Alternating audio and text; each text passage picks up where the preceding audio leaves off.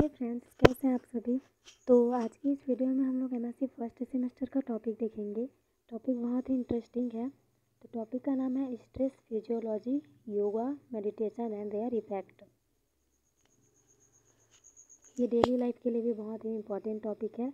इसमें हम लोग योगा और मेडिटेशन के कुछ बहुत ही इम्पोर्टेंट बेनिफिट के बारे में भी स्टडी करेंगे, जो पर्सनल लाइफ के लिए भी बहुत ही अच्छा है।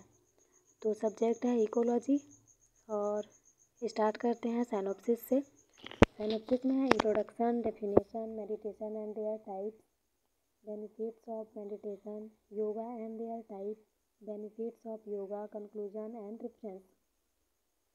इंट्रोडक्शन में देखते हैं, आजकल मोस्टली वर्क मशीन की सहायता से होते हैं। इंसान अपनी सुख सुविधा या टाइम मैनेजमेंट के लिए मशीन का आदी हो गया है। ट्रांसपोर्टेशन, एग्रीकल्चर, ये ऑल वर्क अभी मशीन से हो रहे हैं, जिससे ह्यूमन अपने एनर्जी का यूज करने भूलते जा रहे हैं। सहकारी वर्कर अवसर कक्षों में बैठे रहते हैं। यह अस्वस्थप्रद स्थिति मानसिक तनाव और शारीरिक बीमारियों को जन्म देती है। परंतु यदि डेली योगा और मेडिटेशन किया जाए तो इस स्थिति में चेंजेस लाया जा सकता है। प्रतिदिन योगा एंड मेडिटेशन करने से ह्यूमन विभिन्न प्रकार के बौद्धिक, शारीरिक एवं मानसिक व्याधियों से दूर रह सकता है। योग कर्मसु कौशलम, योग से कर्म में कुशलता आदि आती है। इसलिए हमें नित्य प्रतिदिन योगा और मेडिटेशन अवश्य करनी चाहिए। इसका देखते हैं हिस्ट्री। योग और मेडिटेशन कहाँ से स्टार्ट किया गया करने के लिए, उसको हम लोग हिस्ट्री में स्टडी करेंगे। तो प्राचीन काल में ऋषि मुनि सिद्धि प्राप्त करने या फिर गॉड को इम्प्रेस करने हेतु मेडिटेशन करते थे। मेडिटेशन की शुरुआत तभी से मानी जा सकती है। World meditation day is celebrated on the 21 May every year and world to focus on themselves and their mindfulness. और योगा देखते हैं, महर्षि पतंजलि को वर्ल्ड का फर्स्ट योग गुरु माना जाता है। इन्होंने योग के 196 सूत्रों को जमा कर इसे आम लोगों के लिए सहज बनाया। Prime minister Shri Narendra Modi invited the first international day of yoga on 21 June 2015 on them yoga for harmony and peace. Definition देखते हैं मेडिटेशन। मेडिटेशन का शाब्दिक अर्थ होता है ध्यान। मेडिटेशन एक मेंटल एक्सरसाइज होता है। इसमें रिलैक्सेशन, फोकस एंड अवेयरनेस शामिल है। जिस तरह शरीर के लिए शारीरिक व्यायाम योग वर्क करते हैं, उसी तरह मेडिटेशन माइंड के लिए वर्क करता है। यह प्रैक्टिस आमतौर पर इंडिविजुअल रूप से बैठकर शांत स्थिति में दोनों आँख बंद करके किया जाता है। योगा देखते हैं। योग शब्द की उत्पत्ति संस्कृत भाषा से हुई है। इसका शाब्दिक अर्थ होता है जोड़ना। यह एक आध्यात्मिक प्रक्रिया है जिसमें शरीर, मन और आत्मा को एक साथ लाने का प्रोसेस होता है। पतंजलि के अनुसार चित्त की वृत्तियों को चंचल होने से रोकना ही योग है। तीसरा देखते हैं मेडिटेशन। मेडिटेशन एक अभ्यास है जिसमें कोई व्यक्ति या टेक्निक का यूज करके, जैसे माइंडफुलनेस, किसी वस्तु, विचार या गतिविधि पर ध्यान केंद्रित करता है ताकि फोकस और अवेयरनेस को बढ़ाया जा सके। इसका अभ्यास एक व्यक्ति को मेंटली स्पष्ट बनाना और भावनात्मक रूप से शांति और स्थिरता प्रदान करना होता है। अब देखते हैं types of meditation. Meditation is a technique used for thousand of year to develop awareness of the present moment. There are 9 popular type of meditation practice. पहला होता है माइंडफुलनेस मेडिटेशन, फिर है mantra meditation, moment meditation, progressive relaxation, kundalini yoga meditation, spiritual meditation, focused meditation, transcendental meditation, loving kindness meditation. पहला देखते हैं, पहला type इसका माइंडफुलनेस मेडिटेशन। माइंडफुलनेस मेडिटेशन का एक रूप है जो अभ्यास करने वाले व्यक्ति को वर्तमान में जागरूक रहने में मदद करता है। इस मेडिटेशन के अभ्यास के दौरान आप अपने आसपास हो रही सभी गतिविधियों, ध्वनियों और महक पर ध्यान केंद्रित करते हैं। इसका अभ्यास कहीं भी कभी भी किया जा सकता है। यानी कि माइंडफुल मेडिटेशन में क्या होता है, कुछ भी महक या फिर जो ध्वनि होती है उस पर हमको ध्यान केंद्रित करना पड़ता है और उसी पे ध्यान केंद्रित करते हुए 10 से 15 मिनट का मेडिटेशन किया जा सकता है, या फिर आप टाइम को अपने अकॉर्डिंग भी बढ़ा या घटा सकते हैं। ये है स्पिरिचुअल मेडिटेशन। हिंदू और ईसाई धर्म में पॉपुलर आध्यात्मिक ध्यान आपको अपने ईश्वर के साथ गहरा संबंध बनाने में मदद करता है। इस ध्यान का अभ्यास करने के लिए आपको इतना सुनिश्चित करना है कि मौन में बैठें और अपनी सांसों पर ध्यान केंद्रित करें। ध्यान करते हुए आप हर एक विचार आपकी सांसों पर केंद्रित होना चाहिए। जो स्पिरिचुअल मेडिटेशन होता है उसमें अपनी जो सांस चल रही होती है उस पर ध्यान केंद्रित करना पड़ता है। तीसरा देखते हैं मंत्र मेडिटेशन। मंत्र एक संस्कृत शब्द है जो 2 शब्दों से मिलकर बना है। मन जिसका अर्थ होता है मस्तिष्क या सोचना, और ट्राई जिसका अर्थ होता है रक्षा करना, मुक्त करना। इसलिए मंत्र का मतलब है अपने मन को मुक्त करना। मंत्र मेडिटेशन का डेली प्रैक्टिस आपके मन की नेगेटिविटी विचारों को दूर करके इसे पॉजिटिविटी की ओर ले जाता है। फिर है फोकस्ड मेडिटेशन। मेडिटेशन के दौरान फोकस्ड करने के लिए आपको चिंताओं को कुछ समय के लिए एक तरफ करके मेडिटेशन पर फोकस करना होता है। फ्री माइंड से मेडिटेशन करेंगे तो मन शांत रहेगा और आप ध्यान लगा पाएंगे। फिर देखते हैं मूवमेंट मेडिटेशन। यह ध्यान का एक सक्रिय रूप है जहाँ ये गतिविधियाँ आपका मार्गदर्शन करती है। यह मेडिटेशन उन लोगों के लिए अच्छा होता है जिन्हें कुछ ना कुछ करते रहने में शांति मिलती है और अपने दिमाग को शांति करने के लिए भी इसे चलाना पसंद करते हैं। फिर है ट्रांसेंडेंटल मेडिटेशन। यह एक विशेष प्रकार के मौन मंत्र ध्यान को संदर्भित करता है। इसके कुछ विशेष लाभ तनाव और चिंता में कमी, नींद में सुधार, स्पष्ट रूप से समझने की क्षमता विकसित होना, उत्पादकता में सुधार होना आदि है। फिर है लविंग काइंडनेस मेडिटेशन। अपनी आंखें बंद करें, अपनी मांसपेशियों को आराम दें और कुछ गहरी सांस लें। आप पूरी तरह से फिजिकल और इमोशनल वेलनेस और आंतरिक शांति का अनुभव करने की कल्पना करें। अपने लिए प्यार महसूस करने की कल्पना करें और अपने आप को धन्यवाद दें कि यह जानते हुए कि आप जैसे हैं वैसे ही सही हैं। फिर है कुंडलिनी योगा मेडिटेशन। कुंडलिनी योग ध्यान का एक प्रकार है जिससे आप शारीरिक रूप से सक्रिय होते हैं। इसमें गहरी सांस लेने और मंत्रों का उच्चारण करने के साथ साथ कई मूवमेंट भी शामिल होते हैं। फिर देखेंगे बेनिफिट्स और इफेक्ट ऑफ मेडिटेशन। ध्यान से शारीरिक स्तर पर होने वाले लाभ: हाई ब्लड प्रेशर का कम होना, ब्लड प्रेशर में लैक्टेट का कम होना, उद्वेग व व्याकुलता का कम होना। स्ट्रेस के रिलेटेड बॉडी में हम कम दर्द होता है, तनाव जनित सिर दर्द, घाव, अनिद्रा, मांसपेशियां एवं जोड़ों के दर्द से राहत मिलती है। भाव दशा व व्यवहार बेहतर करने वाले सेरोटोनिन हार्मोन का अधिक प्रोडक्शन होता है। इम्यूनिटी सिस्टम में सुधार आता है। ऊर्जा के आंतरिक स्रोतों में प्रोग्रेस के कारण ऊर्जा स्तर में वृद्धि होती है। मेडिटेशन एजिंग के प्रोसेस को धीमा करता है और आपको यंग बनाए रखने में हेल्प करता है। मेडिटेशन कॉर्टिसोल के स्तर को कंट्रोल करके आराम देता है।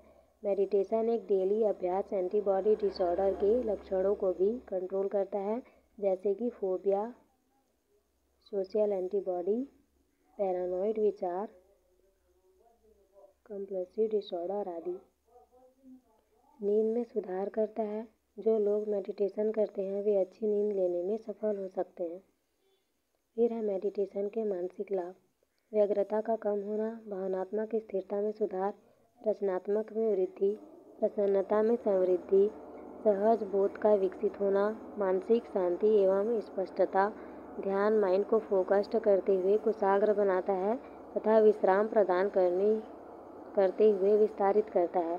परेशानियों का निवारण अथवा छोटा होना: बिना विस्तारित हुए एक कुशाग्र बुद्धि क्रोध, तनाव व निराशा का कारण बनती है। एक विस्तारित चेतना बिना कुशाग्रता के अक्रमणीय अविकसित अवस्था की ओर बढ़ती है।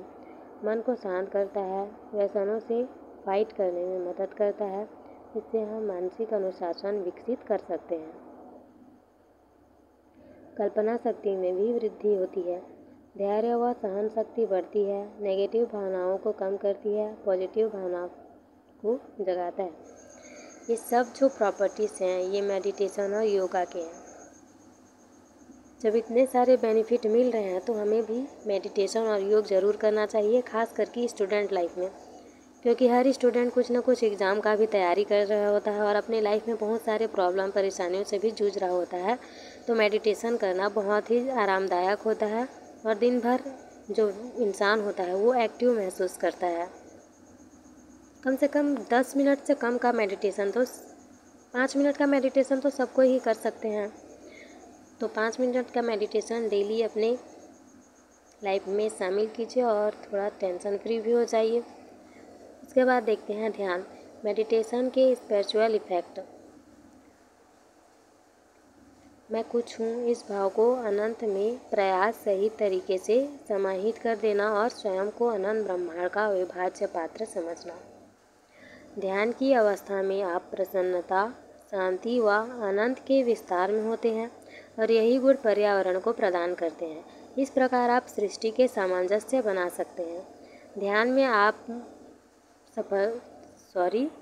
में आप सत्यतापूर्वक व्यक्तित्व परिवर्तन ला सकते हैं। क्रमशः आप अपने बारे में जितना ज़्यादा जानते जाएंगे, प्राकृतिक रूप से आप स्वयं को ज़्यादा खोज पाएंगे।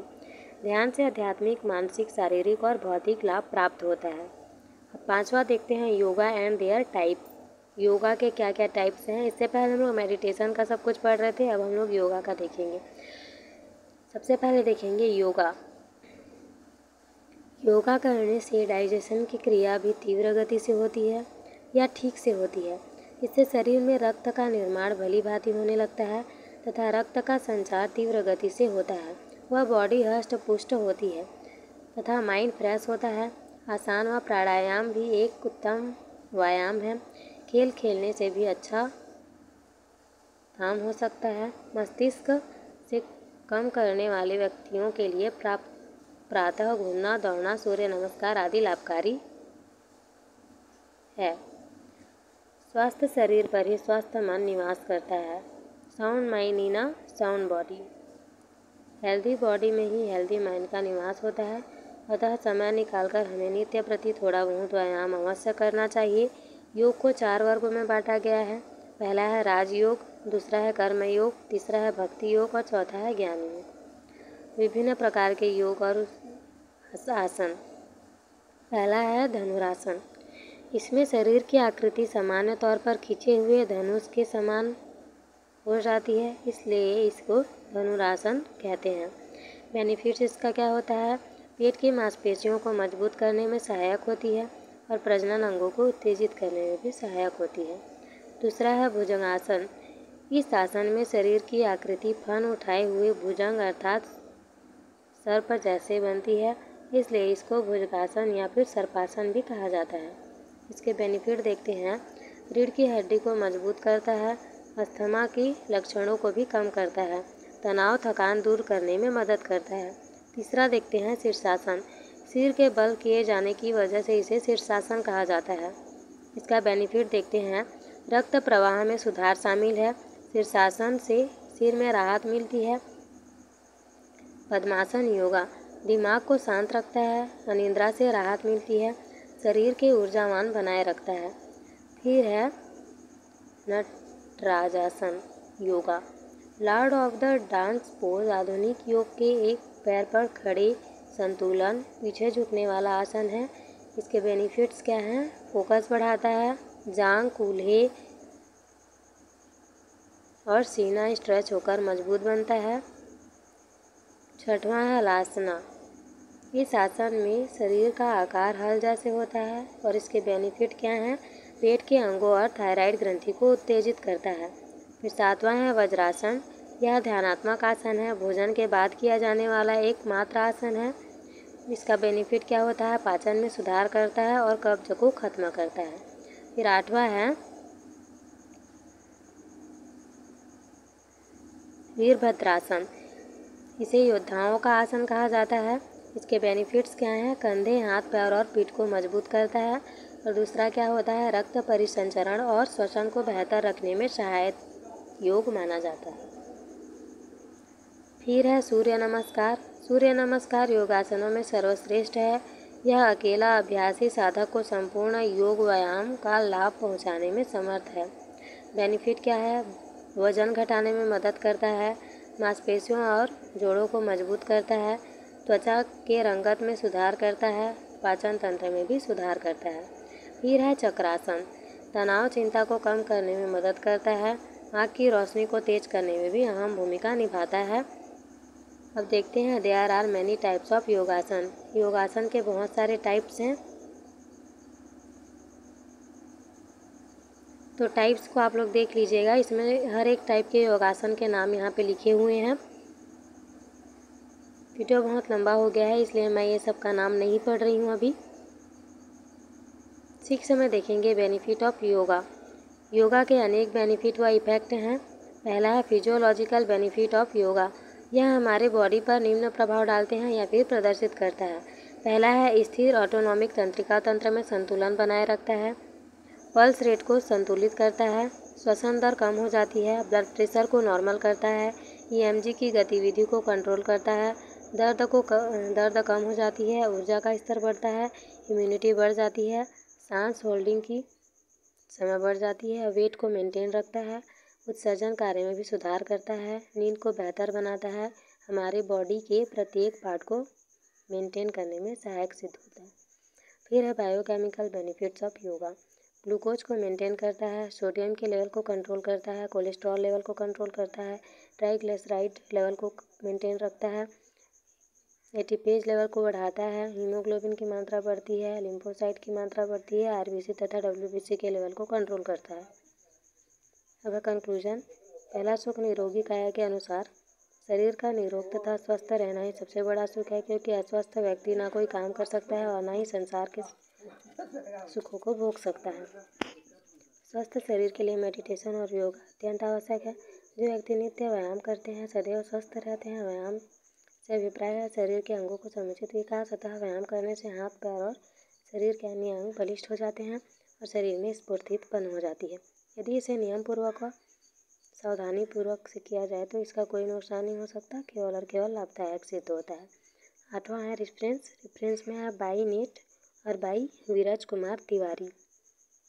तो वीडियो अच्छा लगा तो please like, share and subscribe